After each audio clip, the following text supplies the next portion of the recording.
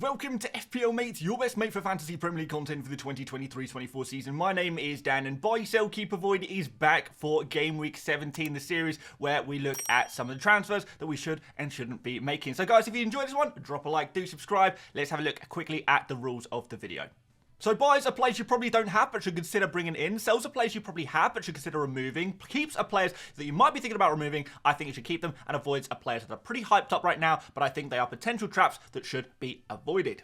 Now, the last time we did a buy, sell, keep, avoid video was actually in Game Week 15, so I suppose we may as well cast our eyes back to that game week, though. To be honest, the last couple of game weeks have been very, very difficult to get points outside of the likes of, you know, Son and maybe Salah there as well. So it's been tough. It's been a tough couple of game weeks, but in general, we did pretty badly. I'm not going to lie to you. 9 out of 16 for that particular game week. I mean, I guess Son did okay the following week in Game Week 16, so you know, it ended up being an okay pick in the end, but just in general, like, there's been some players that haven't quite performed to the way we expect them to, and a lot of players that we thought would do well have really disappointed us. So it's tough out there in FPL. We're just in a tough period, and hopefully we can get through it. Hopefully with a few less injuries in the future, a few less suspensions, and things getting back to normal. So for this new week, we are going to say, for our buys, we're going to put Neto in as our goalkeeper. I'm not going to lie to you guys, I really struggled to pick out a goalkeeper this week because it does look like Dubravka potentially is carrying a shoulder injury at the moment, and we're not sure how much he's going to be able to play, if actually Newcastle might need to dip into the transfer market if Dubravka's injury is going to be a long-term issue. It's really tough for goalkeepers right now. Neto certainly in the short term does look good. I think in the next 3 game weeks, there's definitely opportunities for some clean sheets here, particularly against Luton at home and then Nottingham Forest. I think you've got some good chances of clean sheets. And to be fair to Bournemouth, their defensive numbers are much better than they have been. 3 clean sheets in their last 5, 2.16 expected clean sheets. So they are overperforming a little bit there, but at the same time, it is still, you know, pretty good numbers still there.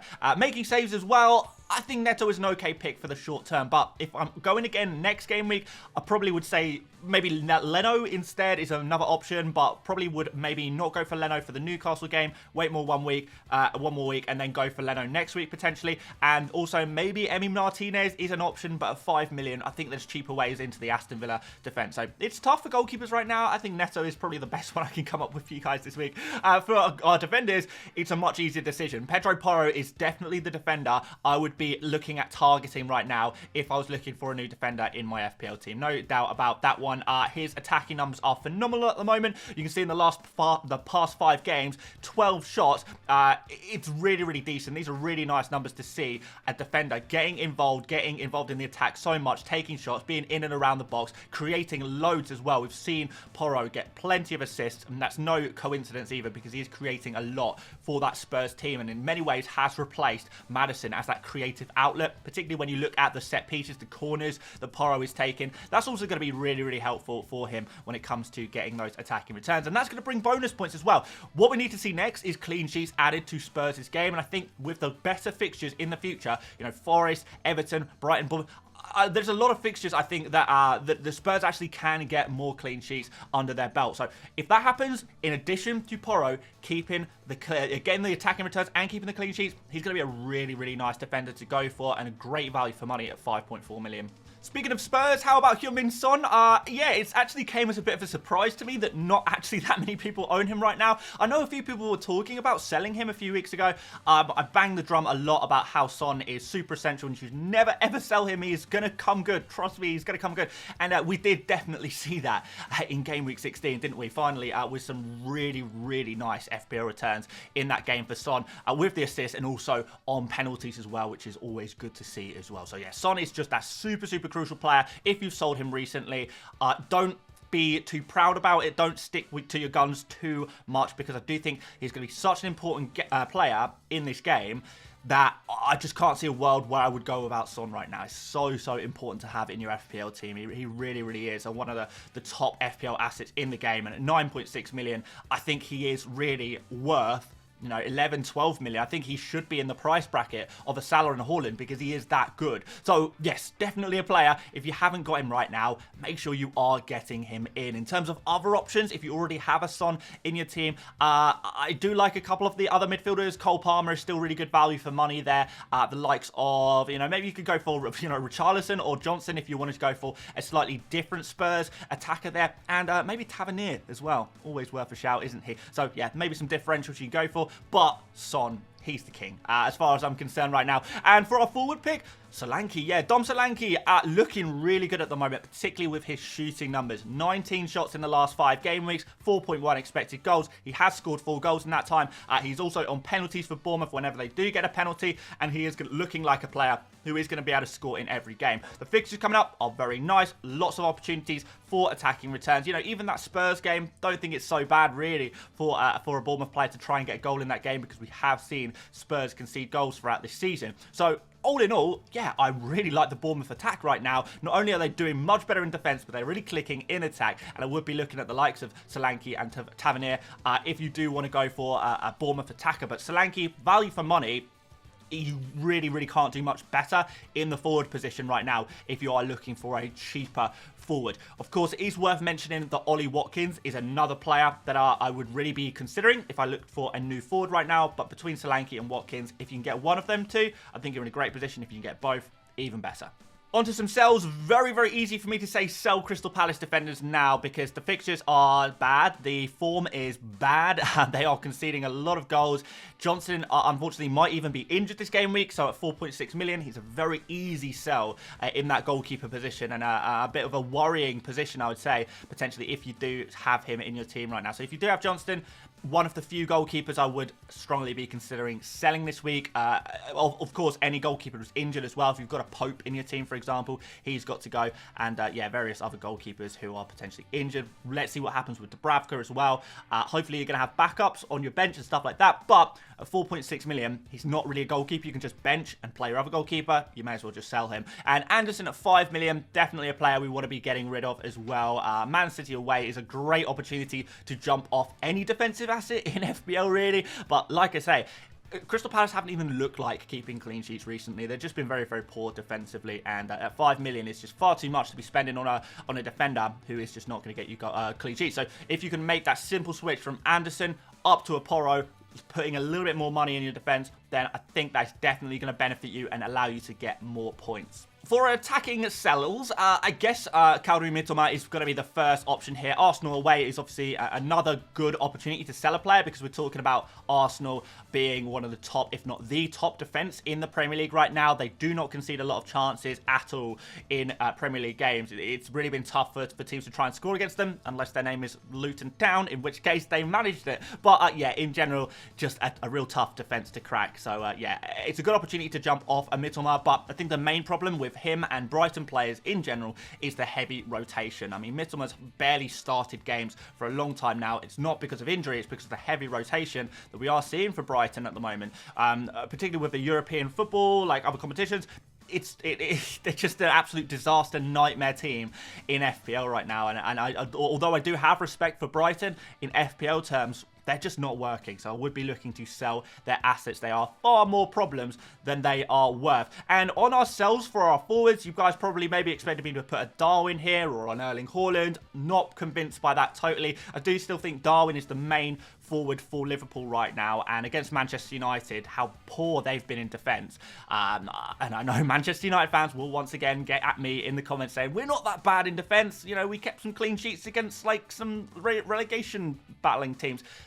It's not going to be the same against any team, is it? So, yeah, Liverpool probably score against Manchester United, and Darwin is probably going to be starting and involved, and maybe he's going to get an opportunity there and actually make good of it. So I wouldn't sell Darwin, I don't think. I wouldn't sell Haaland quite yet. I'd wait to get confirmation on his injury. Doesn't look good, but if there's any chance that Haaland does play, I would like to keep him, ideally. And maybe we can talk about Haaland as a sell slightly closer to the deadline, but for now, Eddie Nketiah is very obvious sell.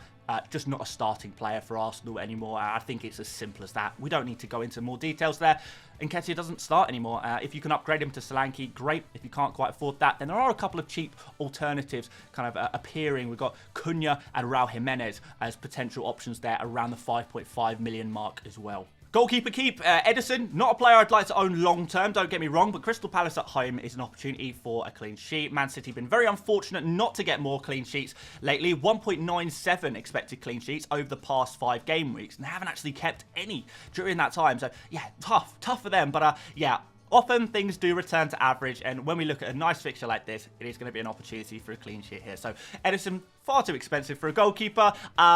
He has a blank game week next game week, but right now, would I sell him? No. I'd probably wait one more week, and then potentially you can think about making the switch to a Leno. Would probably be where I'd go. Edison to Leno next game week, but for this game week, I would hold on to him and keep, because I don't mind this Crystal Palace game. Could be a rare opportunity for a clean sheet where there aren't too many going round in FPL right now. And Saliba, definitely would be keeping him as well. I think Arsenal in general are still looking really good defensively. You can see 2.59 expected clean sheets over the last 5. You didn't expect that to be quite that high, did you? They have just been unfortunate to concede goals. They really have. They're not conceding many chances at all.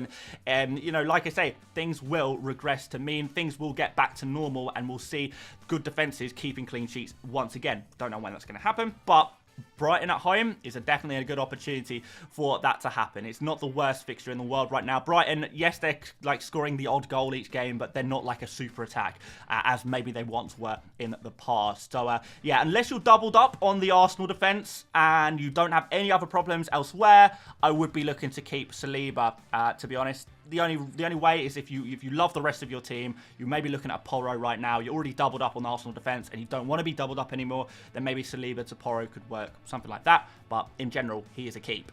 So our attacking keeps are going to start off with Raheem Sterling. A few people looking to sell him after him obviously being benched last game. And I think that has proven that maybe Palmer is slightly more nailed on than Sterling. And when we look at Nkunku coming back soon, then maybe Sterling's minutes are going to be at a little bit more risk. But Nkunku, it seems to be going on forever. I think he'll, at minimum, get minutes off the bench before he starts. So I think Sterling is pretty safe right now still. Definitely would not be looking to sell him, particularly against Sheffield United, when Sterling is a flat-track bully. He often gets these big attacking scores against the weaker teams in the Premier League. He likes playing against the weaker teams. It's what he does. And his numbers are not amazing. Again, he's one of those players who have pretty poor numbers in general. So again, not a player I would buy necessarily, but it seems a little bit silly to sell one of these types of players who does do well against the smaller teams when he has got a fixture against the worst team in the Premier League at home. No offence to Sheffield United or their fans, but you know, I think we probably know where we're at this point. So yeah, Sterling would be looking to keep. And Julian Alvarez, yeah, he has been disappointing in recent game weeks, I suppose, but he has got a few assists in there. And he is, particularly if Erling Haaland is going to be out in game week 17, and we don't know this for sure yet, but it's looking likely, then Alvarez is going to be the central striker for Man City at 6.9 million, who is going to be taking the penalties, who's going to be taking all of the free kicks and corners as well. Like, he's like the full package in many ways. So I definitely would feel some confidence if I had him in my team already. Would I buy him? No, because of that blank. Unless you're looking to free hit in game week 18, I would not be looking to buy Julian Alvarez. But in general, he's not a bad player to own this game week, and I would be more likely to wait and sell him next week than to sell him this week. And I actually think if you can afford to hold him over the blank, if you've got a decent bench, like, I think that's fine as well. So yeah, I would be looking to keep Alvarez. I would be tempted to put Darwin in this slot as well, but I'm not 100% convinced by that one. I know there is definitely going to be some temptation to sell Darwin. And Erling Haaland is a keep until we get a better idea of his injury status, which if we don't, then maybe Erling Haaland is not a keep at all. But certainly Alvarez would be keeping him for this game week. Why not? Defensive avoids, it's going to be Liverpool, unfortunately. And this is not because I don't rate Liverpool defence. I think they're fine. I think they probably track just as well as many of the other defenders that we often talk about. You know, the Newcastles, the Chelseas, what other defenders that we have right now. Yeah, well, Alisson, Van Dijk, they are just as good as them. But, maybe even better. But they are double the price. They really are so expensive, and this is my problem with these players. And it's frustrating in a way, because if Alisson's 5 million, if Van Dijk's 5.5 million, they don't necessarily become automatic picks, but they come into our consideration a lot more. My issue with Alisson is the fixtures coming up are rough. In fact, in the next 7 game weeks, there's probably only 2 easy fixtures in that run. 2 easy fixtures in 7 is not really what we're looking for when we're looking to pick up those defensive assets. And at this price, you've got to be getting semi-regular returns. And I don't think Alisson is going to be able to get that by no fault of his own. I think he's the best goalkeeper in the league, but a lot of money, difficult fixtures, and Liverpool are a team that concede chances, and Alisson often is there to bail them out. I wouldn't be fully convinced by going for a player like this. I think there's a good chance that he does score against Manchester United, so we can all have a big laugh at me next game week if Liverpool do manage to keep a clean sheet. But over the longer term, over the long period, you know, when we look at the likes of Arsenal, Newcastle, two top attacks in the league, is an Alisson going to provide better value for money than, you know, many of the 4.5 to 5 million goalkeepers? I don't think he will. I think there's many goalkeepers that will outscore him. So again, it's opportunity cost. Similar with Van Dijk, I think there's plenty of defenders at 5.5 or less that are just as likely to score points that Van Dijk will, if not more, to be fair. I think you can, you know, find certain 4.5 million defenders almost 2 million cheaper than Van Dijk that are going to keep track and score the similar amount of points as Van Dijk. So yeah, with these tough fixtures against you know, some tougher defenses, for those you know, if you want to attack and get the goal threat from the set pieces maybe, and we've also got tough fixtures in terms of, you know, teams that score goals. I'm just really not convinced by this one at all. So yeah, just a little bit too expensive. Great player, great pick if he was a cheaper price, but he's not. So Van Dijk, unfortunately, is going to have to go down as an avoid as well. But I really don't want you to think it's because I think these are bad players. And if you have all of the money in the world to spend on your FPL team, maybe you're selling Haaland and you're never getting Haaland back, and you're willing to just spend loads and loads of money on your defenders, which just doesn't seem like a good idea at all at the moment, given how few clean sheets and how random the clean sheets are at the moment, then yeah, be my guest. But for me, yeah, I would rather spend my money elsewhere. There's loads of midfielders going around at the moment, lots of differential ones in particular, and loads of good midfielders as well that I love. But of all of the midfielders that people seem to be bringing in at the moment, I would say McGinn is my least favourite, and that's mostly because his numbers, particularly the goal scoring numbers, are not great. So 0.59 expected goals over the past 5 game weeks probably suggests to us that he's going to score, what, 1 in every 8, 9, 10 games. Not really enough. I think there's going to be better opportunities elsewhere. His creative numbers are not too bad, but again, they're really nothing special. And I think with McGinn, it is a case of opportunity cost. If you're not going for McGinn, if you are going for McGinn, sorry, it means you are going to be missing out on, you know, your Palmers, your other, you know, 5 million to 6.5 million maybe midfielders there who have got a lot more attacking potential, are scoring more consistently, because whilst McGinn has got a couple of goals recently, he hasn't shown consistency really for a while. Not really his job in the team to be that goal scoring player or necessarily that creative player either. So yeah, not a player I'd be looking to buy this week. If you already have him, you know, he's probably not a sell, but I don't think I'd pick him up right now. I think there's better midfielders out there for you guys right now. And finally, Alexander Isak, who is maybe a little bit controversial, but let me tell you, as an Isak owner, I am not happy. I'm not happy to own Isak right now. Don't get me wrong, over the last few game weeks when he has been nailed on with Callum Wilson being out injured, Isak has had so many opportunities to score. It has been incredible how he has managed to dodge FPL points, especially considering how clinical he usually is. He usually makes great on his numbers. Just hasn't happened recently, and it's been super frustrating. Really frustrating indeed. So how he hasn't got points recently, I don't know. But my big problem is because he isn't showing the best form at the moment, and Callum Wilson did get minutes off the bench in game week 16, we are going to see the rotation that we have seen in the past. The Isak Wilson nightmare rotation that we've seen so much over the last kind of year. It's going to be back again. And yeah, unfortunately, Isak is going to find himself on the bench for many games. You know, you might like the look of this Fulham, Luton and Nottingham Forest game, but I would not be surprised if he only starts one out of these 3 games. That wouldn't be totally surprising to me. Now, the one thing is that Gordon is suspected to potentially be injured. So if Gordon is injured, then maybe Isak plays, but that moves him out to the left. It means he's not going to be on penalties with Wilson playing, and I don't think he has the same appeal compared to a Solanke or a Watkins, who I do think are the best transfer targets in the forward position. And then outside of that, you know, you're probably going cheaper with the likes of Cunha and Raul Jimenez if you want to go differential. But Isak right now, because of that rotation risk in a busy fixture period where Callum Wilson is back, the fixtures look great, but I think he could be a trap. And I say that as someone who has Isak in my team, so you know there's no bias in there. I'm probably looking at selling him pretty soon if I have the opportunity to do so. Would like to get a better idea of his minutes, but I'm not really too confident about this one, so he is going to be an avoid. So yeah, in general, guys, I think we could probably do with waiting for the European games to finish before making our moves, ideally. I know a lot of people are keen to start making some transfers, but with all of these European games, I would be hesitant about that one because we've had so many injuries, so much fatigue recently from all of these fixtures that things are going wrong constantly. So the later we can leave it, the more information we can gather between now and the deadline, I think the better, to be fair. And it's only Friday we need to wait till as well. So yeah, it's not actually that long, I guess. So yeah, in general, guys, there are plenty of options out there right now. There are plenty of players that I think are valid and valuable, but let's see what happens with the injuries first, guys. So yeah, let me know what you think about these players' placements, if I got any of this wrong. Do you think, particularly with my reasoning as well, have I got anything wrong? Have I missed anything? Let me know. Of course, if you agree as well, it's always nice to get some positive comments as well. But yeah, whatever. Be interested to hear what you think. Thanks so much for watching, guys. If you did enjoy this one, make sure you drop a like. Do subscribe if you're new around here as well. Thank you to Fantasy Football Hub for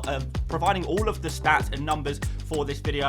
Their Opta stats tool is amazing. I'll leave a link to that in the video description if you want to go check that out for yourself. But aside from that, guys, thank you so much for watching. Feel free to watch yesterday's video if you want to, and I will see you later, mates.